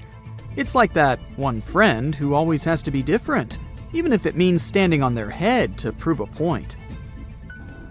So its north and south poles are facing east and west. It's like the planet got lazy and just rolled over one day, deciding to take a nap. And why is Uranus so tilted, you ask? Scientists once thought this was due to some kind of collision. They thought that something gigantic crashed into Uranus, something like what happened to our Earth. A dwarf planet crashed into it, the Earth tilted slightly, and the Moon was born from the remnants of the collision. But this theory had a problem. In the early universe, there were a bunch of asteroids, dwarf planets, and other large objects. And if this is so, then why is only Uranus tilted? All sorts of guys have crashed into other planets too, but they don't have such features. But recently, scientists have published a new study, and now scientists think that the culprit might be a long-lost moon that wandered away. Back in the days of the early solar system, the giant planets partied much closer together and way closer to the sun. But, as we all know, parties can get out of hand. Something caused Uranus and Neptune to migrate the farthest, like they were trying to get away from the sun's strict supervision. Each giant planet had a collection of moons, but they were constantly getting shuffled around during all this migration madness. Some planets lost moons, while others gained new ones. Uranus could have been born with a massive moon, or quickly captured one, and if that moon was big enough, it could have started playing games with Uranus's spin. This moon pulled on Uranus with its gravity, making the wobbling even worse. As time went on, it made Uranus tilt more and more. Eventually, it crashed into the planet, locking it into its current tilt. While the theory is pretty sound, based on computer models, we'll have to wait until at least 2030. That's when China plans to launch the Tianwen-4 spacecraft to take a closer look at Uranus and study it more. Who knows what other crazy space secrets we'll uncover next? Until then, we can all have a good laugh about the lazy, rebel planet that just can't seem to stand up straight. Such a funny and unique feature makes you wonder, what exactly would we see if we were standing on this planet? How would its strange tilt affect the view from its surface? Let's see, if you were standing on the surface of Uranus, although it doesn't really have a surface, it's more like a gas atmosphere, you'd enjoy a cool view. You'd see the sun rise in the east, just like on Earth, but then it would keep going around the sky in a tilted path, like a lazy spiral. About the sunset, though, I hope you have some patience, because it would take 42 years for the sun to complete one full circle around Uranus's sky. That's a really long time to wait before finally going to bed. But speaking of the sky, it would be a beautiful sight to behold. Uranus is known for its stunning, unique blue-green color. It's caused by the methane gas in its atmosphere. Methane absorbs red light, giving Uranus its cold hue. You'd also see some amazing clouds and storms swirling around the planet. But if you're looking for constellations, you're out of luck. The extreme tilt of Uranus means that its poles face towards the sun, so the stars would be all over the place in the sky. The constellations that are familiar to us would be unrecognizable from Uranus. Also, as the planet rotates, the position of the stars would change very often. For you sailors out there, good luck in navigation. But you could see its beautiful moons. Uranus has 27 known moons, with the largest being Titania, followed by Oberon, Umbriel, Ariel, and Miranda. These moons are thought to have formed from the same material that formed Uranus, and yes, the tilt affects them too. They orbit around the planet perpendicular to the planet's motion around the sun. And they aren't the only ones. Did you know that Uranus also has rings? Yeah, not only Saturn is so special. The rings are made up of ice particles, some as small as grains of sand, and others as large as several feet across. They're thin, narrow, and dark compared to Saturn, for example. They're actually so black that they almost don't reflect the light. That's why it's so difficult to see them from Earth. But if you were near the surface of Uranus, you might be able to see them in the sky. The only question is, would you even be able to focus on all these views? Because Uranus is extremely cold, and that will probably be the only thing you'd think about. We're talking about temperatures that can drop down to negative 350 degrees Fahrenheit. Brr, better pack some warm clothes for this trip. This is because it's so far from the sun, and its atmosphere is composed mainly of hydrogen and helium. And not only is Uranus the coldest planet in our solar system, but the winters there are long. Due to the extreme tilt, it has seasons that last for over 20 years. It's like the planet is stuck in a perpetual state of winter, which is both cool, pun intended, and kind of sad at the same time. And if that's not cold enough, Uranus is also known for its strong winds. In fact, they can blow up to 360 miles per hour. So you might want to hold on tight to something, or wear a windproof suit to avoid being blown away like a leaf. And finally, Uranus's magnetic field is also tilted at an angle of 59 degrees from the planet's axis of rotation. This creates some interesting effects. The most obvious one is beautiful auroras, which are similar to the northern and southern lights on Earth. On Uranus, however, the auroras are located near the planet's equator rather than at the poles. Isn't that cool? The result is a dazzling light show that would make even the most jaded space traveler stop and stare in wonder. But even though it sounds pretty awesome, it makes it more difficult for spacecraft to navigate around Uranus. The magnetic field creates a lopsided gravitational pull that can affect the trajectory of spacecraft. This makes exploring Uranus a bit more challenging, but maybe it will change in the future. All in all, standing on Uranus would be a chilly, wobbly, and breathtaking experience, and definitely not your average stroll in the park. Next time you look up at the night sky, think of this beautiful icy planet, and remember that even in the vast expanse of space, there is always something new and exciting to discover. Have you ever wondered what it would be like if every planet in our solar system was the size of Earth? Well, it's time to dive into this mind-boggling scenario. Let's imagine what each planet would look like if they were as big as our beloved blue planet. Would the barren red landscape of Mars suddenly become a lush green oasis? Would the massive swirling gas giant Jupiter just disappear? And how would it affect our solar system as a whole? Are we all doomed? Buckle up and let's find out. The first planet on our list is Mercury, the smallest planet in our solar system. But now, forget about the moon-like Mercury. Instead, picture yourself on the surface of a super dynamic incandescent inferno. There are a lot of craters and active volcanoes around you, and right in front of you is a huge, blinding bright sun. What a nightmare! But let's break these changes down. Well, along with the size of Mercury, both its mass and gravity would increase. In that case, it's possible that Mercury would have more atmosphere.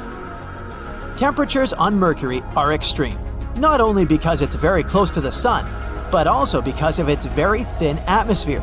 So during the day, the temperatures there reach 800 degrees Fahrenheit, and at night, it becomes terrifyingly cold, down to negative 290 degrees Fahrenheit. But now, when the gravity is stronger, Mercury could have a denser atmosphere, so the heat would be better distributed across the planet. And the atmosphere isn't the only thing that could make it hotter. If Mercury became bigger, it would likely experience increased internal heating due to gravitational compression. And hypothetically, its tectonic activity could increase. In other words, more interesting landscape, more mountains, and more scary active volcanoes. Congratulations, you've turned Mercury into Venus 2.0.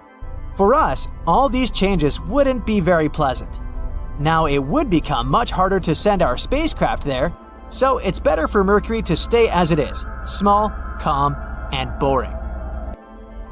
Basically, the complete opposite of our next planet, Venus. So what would happen to Venus if it was Earth-sized? Actually, nothing.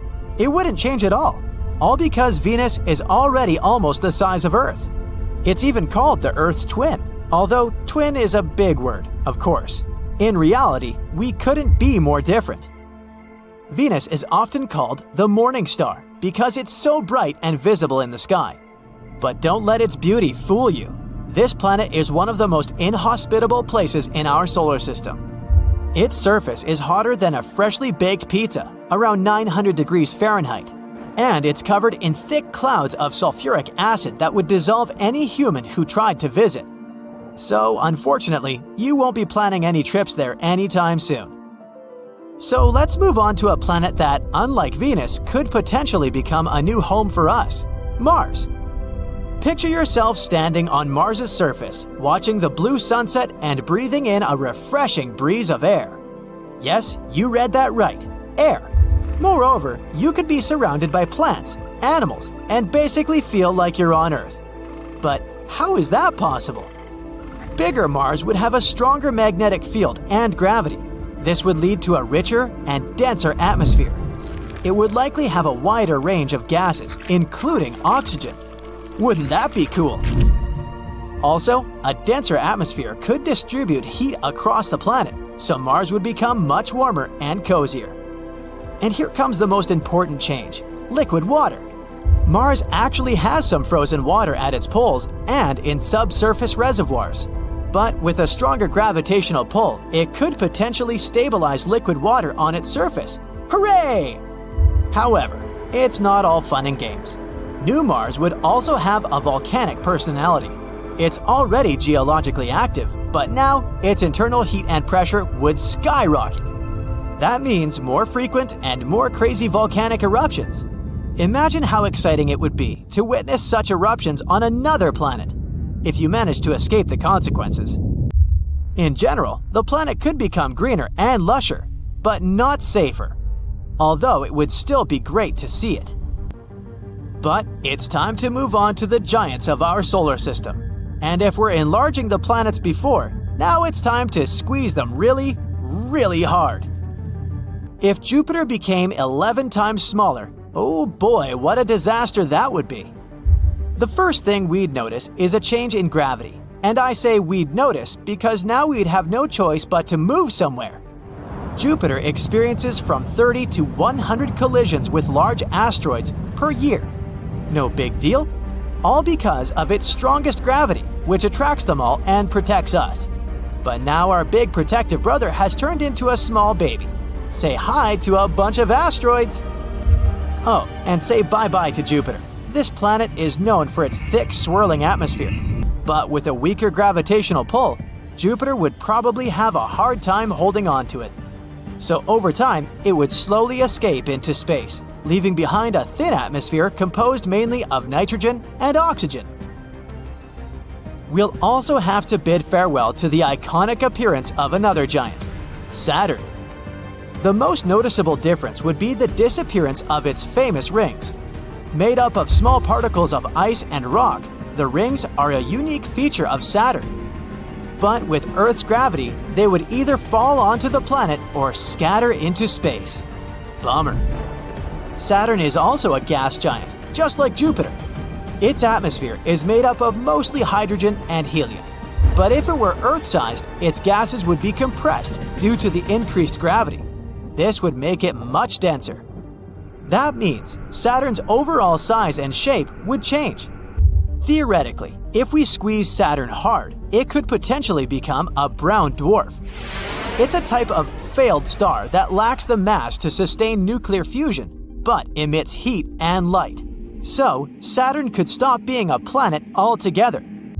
The weather on it would probably have changed too. All its crazy storms, such as the famous hexagonal storm at its North Pole, would have become weaker and calmer.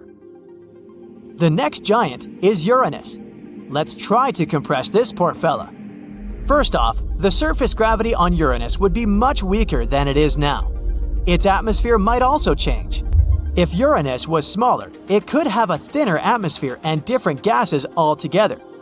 This planet is pretty chilly, with an average temperature of -353 degrees Fahrenheit. Ugh. But if it was the size of Earth, it might actually warm up a bit due to its reduced volume to surface area ratio. Don't get too excited though, it would still be way colder than the coldest spots on Earth. As you can see, gas giants don't easily go through all this shrinking, except perhaps one of them. Surprisingly, small Neptune would become much friendlier. For starters, it would probably be a rocky planet with a tiny atmosphere. That means no more gas giant, but instead, a planet that's easier for humans and critters alike to live and move around on. Speaking of movement, because of the smaller size, the gravity on this new Neptune would be almost the same as Earth's, making it a heck of a lot easier to walk and jump around. No more floating away into space. Now, the atmosphere of the original Neptune is so thick you could barely see your hand in front of your face. And the surface pressure is about 100 times that of Earth's atmosphere. But our new Neptune would be much different, with a much thinner and less dense atmosphere. It would still have some methane, water, and ammonia in it, but nowhere near as much as before. Finally, the temperature. The current Neptune is freezing, with an average temperature of about -370 degrees Fahrenheit. But if it was the same size as Earth, it would likely be much warmer, just like Uranus. Ah, that's more like it. What a planet that would be. That's it for the changes in the planets. But what would happen to the entire solar system if we made all the planets so small? It's hard to predict, but it's clear that their gravity and orbits could change a lot. It's unlikely that any of them would have flown into outer space, or crashed into each other, or something like that. But many of their orbits would probably become quite unstable, and the number of collisions with asteroids would have increased significantly. Of course, all this is purely speculation. It's not like we can actually test all this. But it's still a pretty interesting thought experiment, and it makes you appreciate just how unique and special our solar system really is. As scientists continue to explore the vast expanse of the universe, they've made some incredible discoveries that have left them with more questions than answers. From a scorching super-Earth to a football-shaped world, the exoplanet discoveries of 2022 are truly out of this world. So hold on tight, the future of exoplanet discoveries is looking brighter than ever. Number 1. New type of exoplanets. Red dwarfs make up over 70% of all stars in space. So, in September of 2022, scientists decided to take a closer look at the small worlds orbiting them. What they found was amazing. New type of exoplanets that were made of half rock and half water, either in liquid or ice form. The researchers suggested that these planets likely arose from icy material and were born far away from their stars, past the ice line, where surface temperatures are freezing. But they later migrated closer in, to where the astronomers detected them. This discovery could have huge implications in the search for life in the cosmos.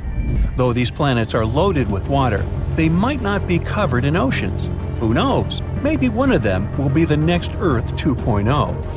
Number 2. Jupiter-sized world. Imagine a planet so massive and mysterious, it's like a hidden Jupiter in our galaxy. Well, we just discovered one of those orbiting a star just 379 light-years away. Just. We've named it the TOI 2180b, and it's got everyone talking. Why? Well, for starters, this planet takes a whopping 261 days to orbit its star, which is much longer than most distant gas giants we've come across so far. But that's not all. The temperature on this world is surprisingly mild, averaging at a balmy 170 degrees Fahrenheit. For comparison, the temperature on Jupiter and Saturn is around -280 degrees. It's like a bridge between the giant exoplanets we've found and our Jupiter. But the question remains, how did this planet get to be so different? Scientists are still trying to figure that out. Let's hope that we get some answers soon. Number 3. The Hulk planet. This world is a place where the surface is covered in molten magma, and the year lasts just half a day. Welcome to TOI 1075b, an exoplanet that's been dubbed the planet Hulk by scientists. Located 200 light-years away, this super-Earth is one of the most massive ever discovered. Its proximity to its parent star causes its surface to reach scorching temperatures of 1922 degrees. It's so hot that any form of water would evaporate instantly, and the air would be filled with vaporized rock. But it's not just the heat that's impressive, it's also its size.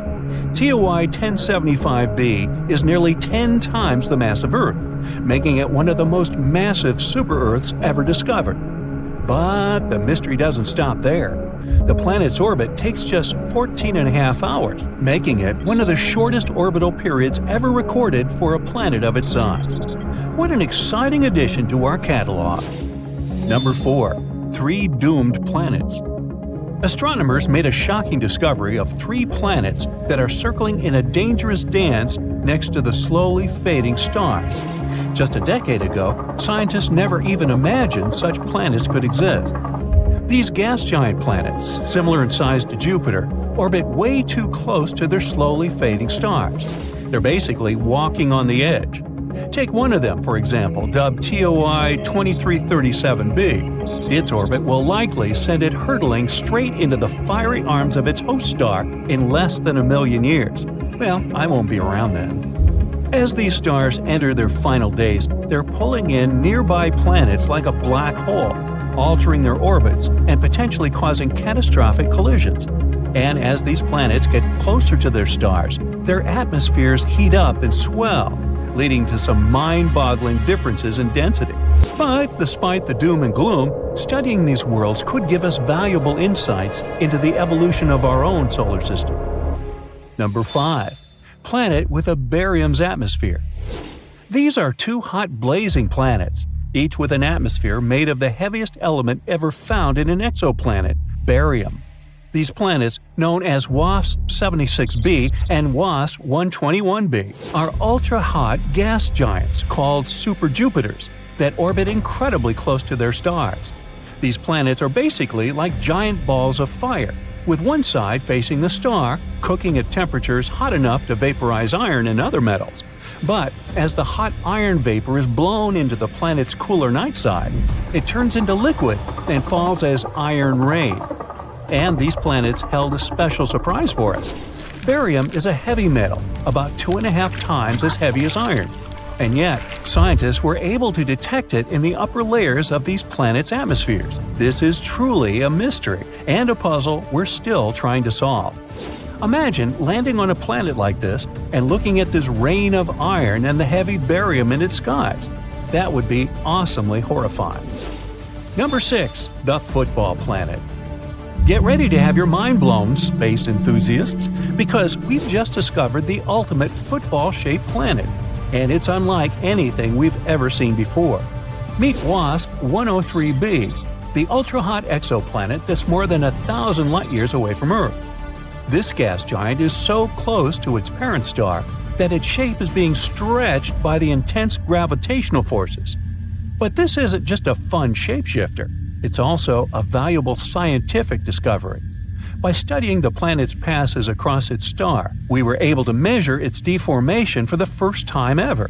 It's like taking a snapshot of a planet in motion, and it's giving us insights into the extreme conditions that these planets can endure. This is truly a great discovery. Number 7. A zodiacal light. Are you ready for a cosmic ghost story? Scientists and high school students in China have uncovered a spooky phenomenon on 3 distant exoplanets. It's called zodiacal light, a glow that's similar to the one seen here on Earth during sunset. But this isn't just some eerie light show. It could hold clues about the makeup of these potentially habitable worlds. Imagine watching the sunset from a dark spot on Earth, and instead of darkness, a triangle of light appears. That's zodiacal light. It's caused by sunlight reflecting off dust particles that fill the solar system, the remains of asteroids and comets. A team of researchers analyzed 47 potential habitable exoplanets named Kepler 69c, Kepler 1229b, and Kepler 395c, all super-Earths, had signs of this light. This discovery is more than just a spooky phenomenon. It could reveal information about the presence of asteroids and comets in these exoplanet systems, which could be difficult to detect otherwise. So that's pretty neat. Number 8. A planet with silicate clouds. Introducing VHS 1259b, not a home video recording system, but a strange and exotic world shrouded in mystery and wonder. A place where the clouds are made of sand and the sky is forever red. This isn't the stuff of science fiction, but a real-life discovery made by the brilliant minds at NASA. This is a brown dwarf exoplanet that's making waves in the astronomical community. It's way too massive for a planet, nearly 20 times the size of Jupiter, but it's not quite a star. It's something in between, a cosmic enigma that defies definition. But what's really crazy about VHS 1256b is its atmosphere. Scientists have discovered that this strange world is cloaked in thick clouds of silicate grains, similar to sand. It's the first time this kind of cloud has ever been detected on an exoplanet, and it's a discovery that's sure to change the way we think about the universe and the possibilities of life beyond our world. And there you have it, folks. The year 2022 was filled with incredible discoveries and groundbreaking findings in the world of exoplanets. But this is just the beginning, as scientists and researchers continue to explore the vast expanse of space. We can only imagine what other wonders await us. So, let's keep looking. Who knows what secrets the stars hold for us next? In a star system far, far away, to be more precise, 2,600 light-years away, there's an exoplanet called Kepler 1658b. It's a gas giant that resembles our Jupiter. But what differentiates it from Jupiter is that this poor planet is doomed. It's spiraling toward its parent star, which will eventually end in a fiery collision. But the most interesting thing?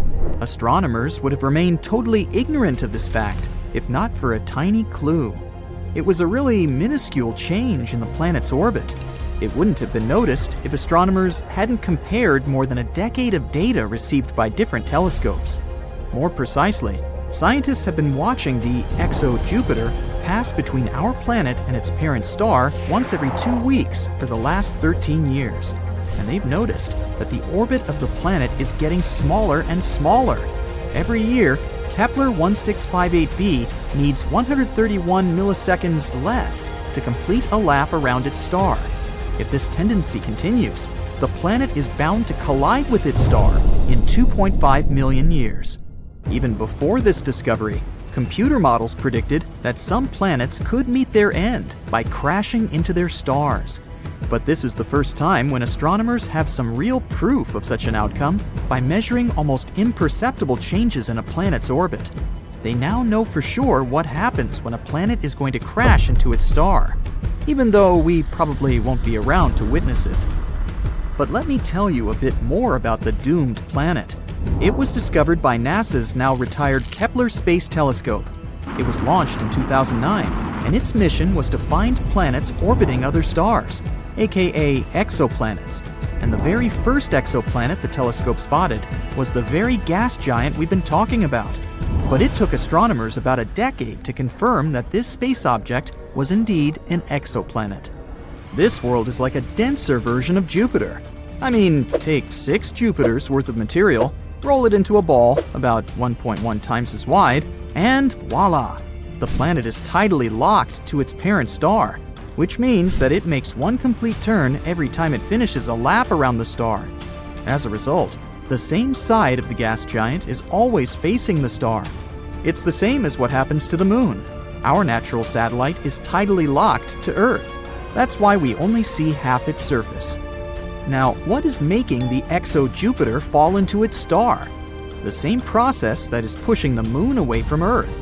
When a moon orbits a planet, or a planet orbits a star, Their gravity forces interact and tug on the other's mass.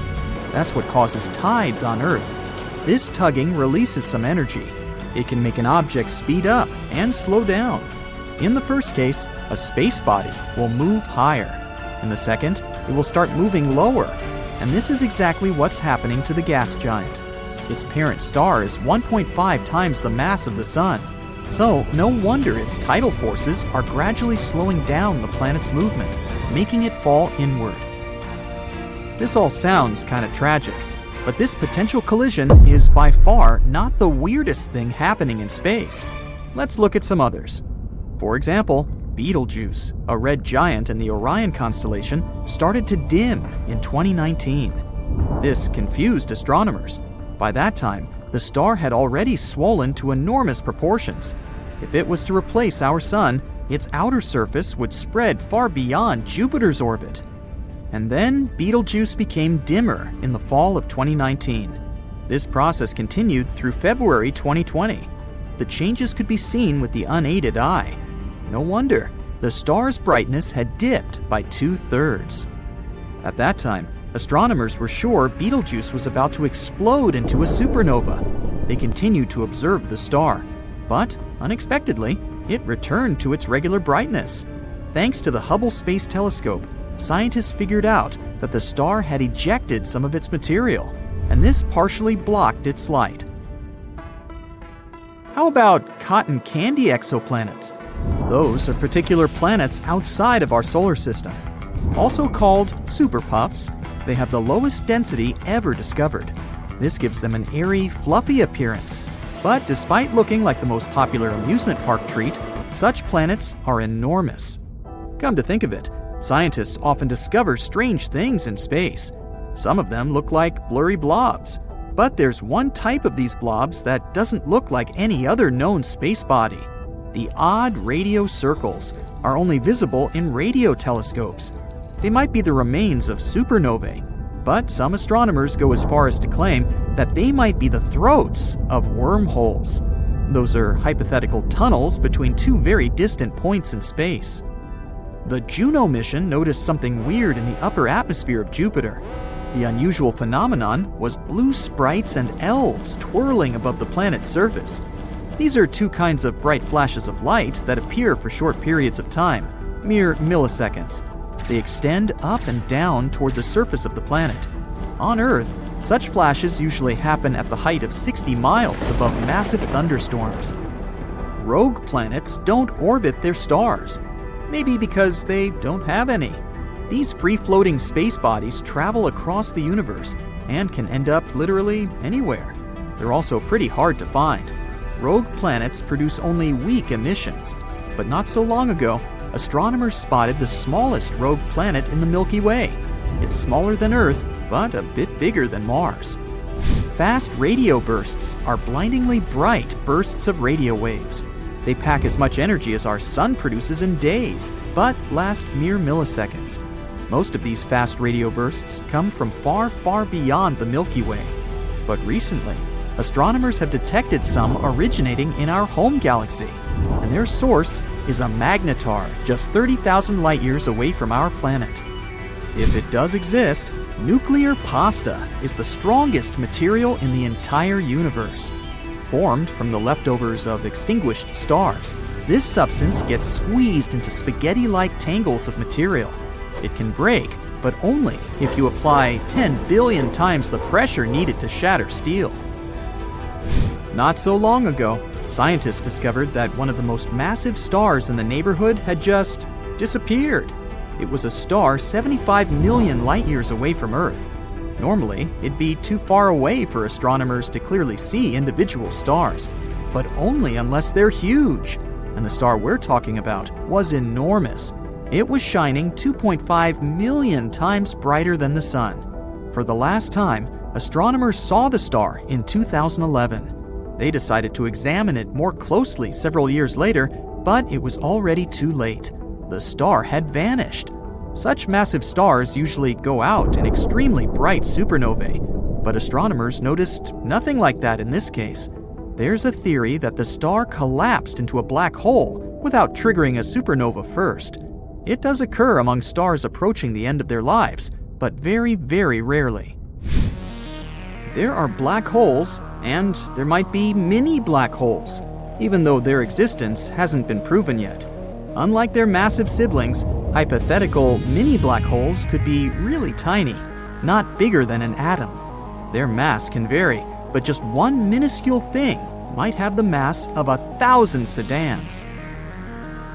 One theory claims that tons of micro black holes could have been created right after the Big Bang and the beginning of the universe. Some scientists even go as far as to say that a couple of mini black holes pass through our planet every day.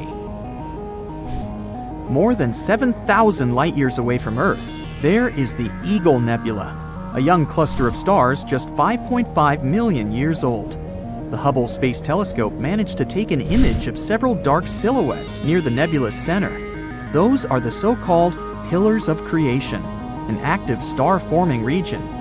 Look, how cool is that?